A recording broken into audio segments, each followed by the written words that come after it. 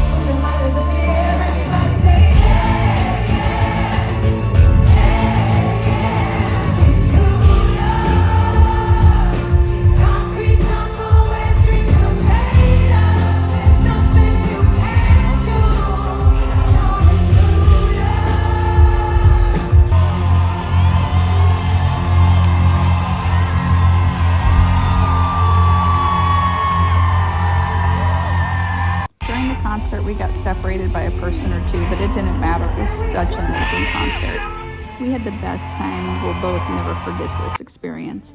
We were so excited afterward. It was hard to go home, but our feet were killing us. We limped our way home with these pretty views. I took a few pictures. We got started a little later the next day because we were still tired from the concert. After breakfast, we grabbed a little coffee and headed to Bryant Park and then explored Midtown a little bit, seeing all the sights. This is a pretty accurate representation of Midtown and Fifth Avenue. I know these crowds aren't for everyone, but I just love to people watch. St. Andrew's Cathedral is so beautiful. This guy was funny. He was a vibe. Ooh, that guy almost got me. We just strolled down Fifth Avenue, checking out all the sights. The crazy thing is how you'll see these high-end stores right next to a guy on the street selling all the fake purses. Then I was FaceTiming the kids as we headed over to Central Park. I just love the live performers. We took lots of pictures because that's what we do. Amaya loved this one. I loved listening to this guy. These pedicabs are everywhere and ridiculously expensive. We headed over to Bethesda Terrace and Fountain, which is popular in lots of movies. This guy was performing, and I think this woman just walked up and started singing along with him. The ceiling was amazing. Then we needed to find a bathroom, which is not easy to find, and we found these stalls, which were so short, it was hilarious. After that, we headed through the Upper East Side to get to the subway, and headed down to Grand Central. We explored there and went through some underground shops, and then somehow we ended up going the wrong direction on the subway and made our way to Harlem. So we had to cross over and get on a different train. It was so packed. We finally made our way back to the hotel, and that night we had tickets to an off-Broadway show called Hell's Kitchen, which was written by Alicia Keys. It was crazy though, because she actually showed up and watched the show since she was in town for her concert, so that was pretty cool. Then we headed over to Times Square so Amaya could see what it's all about. We watched this performer, which was quite entertaining. She was a whole vibe.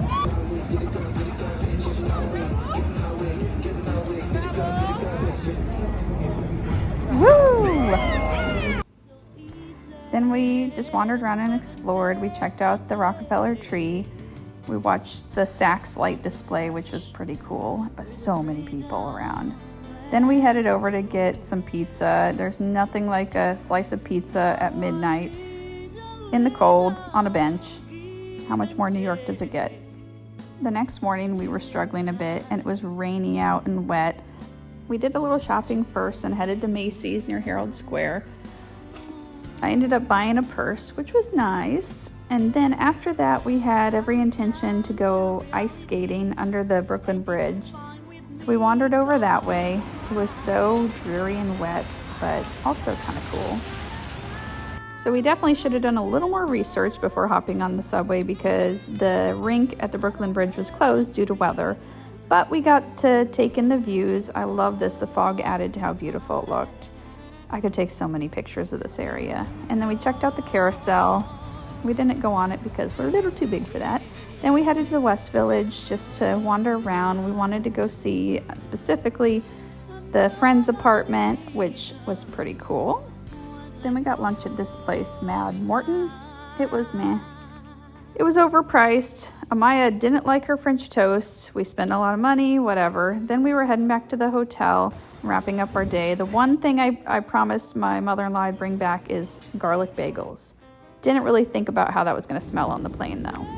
So we took off around 8:30ish from LaGuardia. This is about when things started to get interesting. Our flight got diverted to Orlando when we were only like an hour from home, so we had to land there. It took forever to get off the plane. It was confusion all around. Somehow one of the rental companies I called turned out to be a scam. And then we finally found a rental and drove back home because we didn't want to stay the night and fly out the next morning like they thought we would. This was the fog that kept us from being able to fly home. It was pretty dense, but I feel like we could have made it.